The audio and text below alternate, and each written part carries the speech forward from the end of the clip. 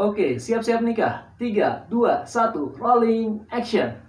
Oke, pada kesempatan kali ini kita akan membahas tentang hal yang agak sensitif bagi para calon pengantin dan juga keluarga, yaitu tentang biaya. Hal yang sensitif tapi perlu di-clearkan dulu di awal sehingga tidak terjadi permasalahan di belakangnya. Karena urusan biaya ini cukup sensitif bagi sebagian orang. Nah, jadi sebenarnya acara akad dan resepsi ini siapa yang harus menanggung biayanya? Apakah pria kah? Apakah wanita kah? Atau ditanggung berdua? Kita bahas. Kita akan mulai pembahasan dari cerita zaman dulu. Zaman dulu itu kalau yang namanya acara pernikahan selalu dilaksanakan di lokasi sang mempelai wanita. Gitu kan ya? Akad nikah dilaksanakan di rumah atau enggak di masjid dekat dengan rumah pengantin wanita. Sehingga setelah acara akad nikah dilanjutkan dengan acara makan-makan juga di rumah pengantin wanita. Dengan konsep seperti itu, yang acara dilangsungkan di rumah pengantin wanita, otomatis pengantin wanita atau keluarganya adalah yang menjadi penanggung jawab biayanya. Sedangkan keluarga pengantin pria hanya datang sebagai tamu undangan. Dalam tanda kutip. Jadi keluarga pria datang ke tempat wanita sebagai tamu, karena tuan rumahnya adalah keluarga pengantin wanita. Setelah akad nikah dan tasyakurannya tadi selesai, baru 1 atau 2 minggu berikutnya, gantian keluarga pengantin pria mengadakan acara di rumahnya, yaitu acara ngunduh mantu. Jadi tadi di tempat mempelai wanita acaranya akad dan resepsi atau tasyakuran, di tempat pengantin pria ada acara yang namanya ngunduh mantu. Berarti acara yang di tempatnya wanita menjadi tanggung jawab pengantin wanita, acara yang di tempatnya pria menjadi tanggung jawab keluarga pengantin pria. Gitu kan ya? Kemudian sekarang zaman udah berubah nih. Yang tadi biasanya acara di rumah, sekarang udah pindah acaranya ke gedung. Yang tadi ada acara akad nikah, kemudian tasyakuran walimah, kemudian di rumah pengantin pria ada acara ngunduh mantu, sekarang udah mulai pudar. Semuanya digabungkan menjadi dalam satu rangkaian acara akad nikah dan resepsi di gedung, supaya lebih simpel, supaya lebih sederhana. Kemudian gimana tanggung jawab biayanya? Di sini perlu kebijakan dari masing-masing keluarga. Yang sering kali terjadi adalah, ini kita ngomongin gambaran besar ya, yang realita yang udah terjadi, yang udah pernah kami tangani. Yang pertama adalah acara tetap menjadi tanggung jawab pengantin wanita. Pemangku hajatnya adalah keluarga pengantin wanita. Oleh karena itu, di acara resepsi seringkali kita lihat yang disalamin terlebih dahulu adalah orang tua pengantin wanita dulu. Orang tua pengantin wanita, jadi kita tamu undangan baris, naik ke pelaminan, salaman sama orang tua pengantin wanita dulu. Kemudian baru pengantin, kemudian baru orang tua mempelai pria. Gitu kan ya? Kemudian setelah itu ada juga konsep yang agak berbeda. Karena keluarga mempelai pria memiliki biaya, memiliki kemampuan ekonomi yang lebih besar.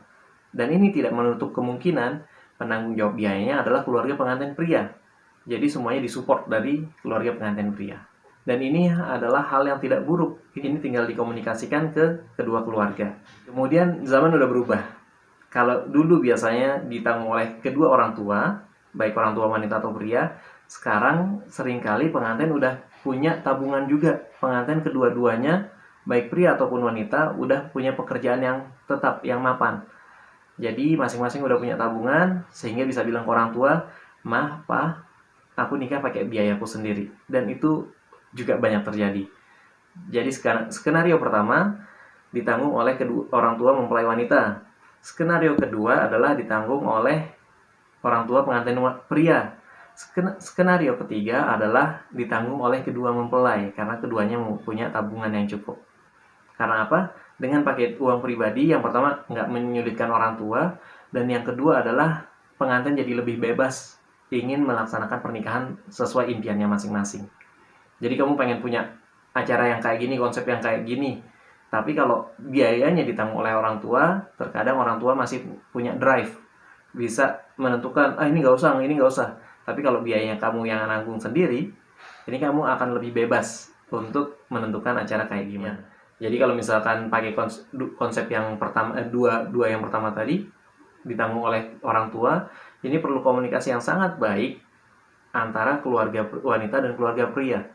Biasanya dilakukan oleh perantaranya adalah pengantin itu sendiri. Jadi orang tua pengantin wanita tanya nih, ke calon pengantinnya, "Dek, tolong tanyain dong ke keluarga cowok." Nanti keluarga cowok ditanyain lagi sama si pengantin cowoknya.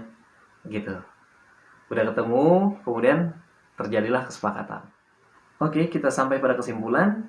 Kesimpulannya adalah yang pertama, biaya bisa ditanggung oleh keluarga mempelai wanita.